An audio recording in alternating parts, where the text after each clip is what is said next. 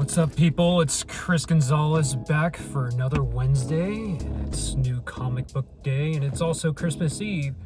So for those who celebrate this holiday, happy holidays. Hope you're having a good time with your family, if you're able to, or just, having a relaxing day with your loved ones. And for those who are alone on this holiday, heart goes out to you. Hopefully you find some solace today. But yeah, let's go ahead. I got a lot this week, or a lot for me at least, and let's go ahead and get started.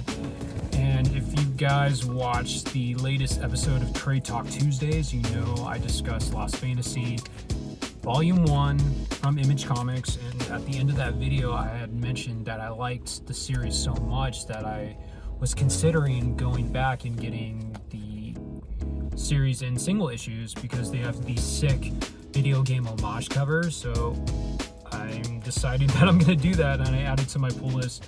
So I need to get some back issues. I got the issue 4 video game homage. I think it's Final Fantasy, but I can't remember. But I picked up Lost Fantasy issue number 5. This is the cover C, the video game homage cover. It's homaging Zelda Breath of the Wild, one of my favorite Switch games. And again, this is written by Kurt Pyers, and the art's by Luca Casalanguida. And yeah, so just a really fun and captivating book, very thrilling. I highly recommend. So Lost Fantasy issue 5, and I think issue 6 comes out next week, and I'm going to be getting that for sure. And let's go ahead, move on to Marvel, and we got the Amazing Spider-Man issue 18, Lexi number 982, again written by Joe Kelly. John Romita Jr. is back on the artwork, and Scott Hanna is the inker, Marcio Menes is the colorist, and Joe Caramagna is the letterer. So been enjoying Joe Kelly's ASM run. Nothing groundbreaking, just really fun. Again, John Romita Jr., his latest work, it's hit or miss, but we'll see. I've been somewhat more intrigued about the Norman Osborn stuff going on compared to the space stuff, even though the space part of Joe Kelly's run, the artwork is better. The story, I think the Earthbound story is a lot better. So we'll see how issue 18 goes, and let's go ahead and get into the Age of Revelation tie-in. So I've been meaning to drop my second video for Age of Revelation of me going over my thoughts and recapping all the issue 2s that were released in November. Since we're already at the end of December, I'm just going to have just one video where I go over all the issue 2s that were released in November and all the issues that were released in December, and just compile one big video and just call it a part 2 of Age of Revelation. So yeah, expect that early January, I promise. But let's go ahead. I got Expatriate, X-Men. Again, Al Ewing is the writer. I didn't really like the first issue, so we'll see how this is. And then second one is Undead Deadpool, issue 3, written by Tim Seeley. And yeah, the first issue was cool. Haven't read the second, so let's see how the third wraps it up. And issue 3 of X-Vengers, written by Jason Liu. And first issue again was just okay. I'm sorry if I'm sounding not as enthused, because yeah, me, after reading at least the first third and some of the second wave of Age of Revelation, I am not saying that I regret buying all the issues for the event. I'm definitely in the future gonna be more picky with what events I collect, And then the last Age of Revelation tie-in is Cloak or Dagger, issue number 3, written by Justina Ireland.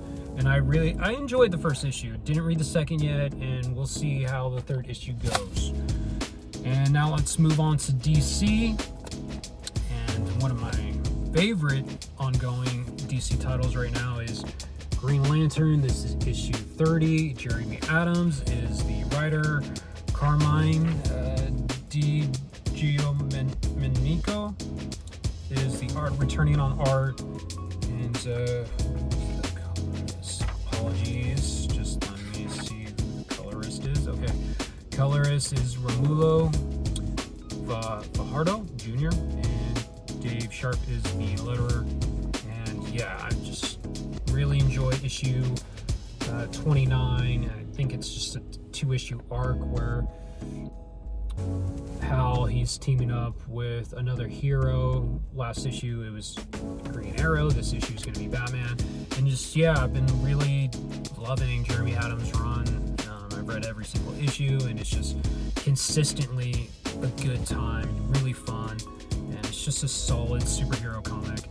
And I'm really looking forward to this comic and see how it interacts with the Dark Knight. And it looks like the artwork, again, really good. So we'll see how this goes. And I will really, initially I wasn't going to pick this up, but since I've been really digging Absolute Batman, picking up my first Absolute Wonder Woman issue, because this is the start of a 2-issue arc where between Absolute Wonder Woman and Absolute Batman. It's the first crossover with the two characters, and I'm really digging Absolute Wonder Woman. I read the first trade. It's not my favorite out of the Absolute titles, but it's up there. I put it behind Absolute Batman and Absolute Martian Manhunter.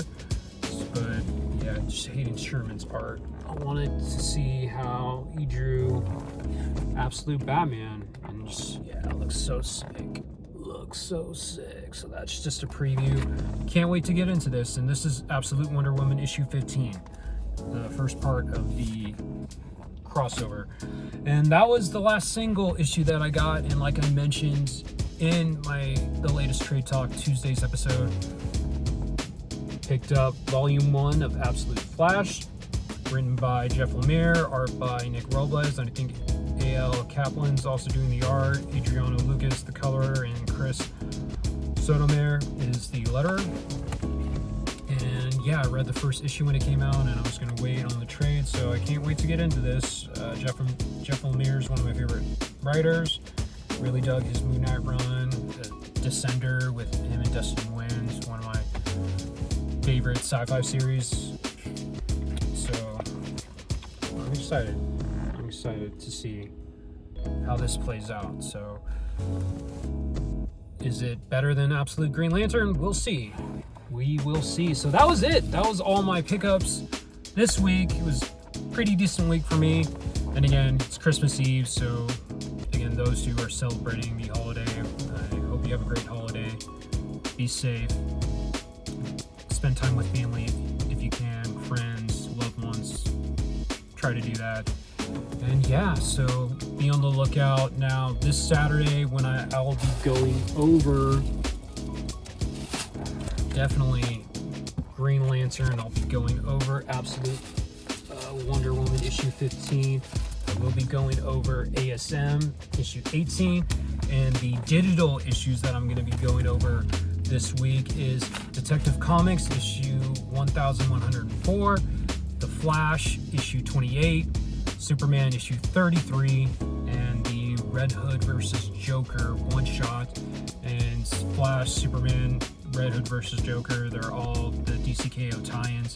Now that is a one event that I should have gotten all the issues for, but it is what it is. I'll get the omnibus when it eventually comes out. But yeah, be on the lookout for this Saturday for my recap and my thoughts on those issues.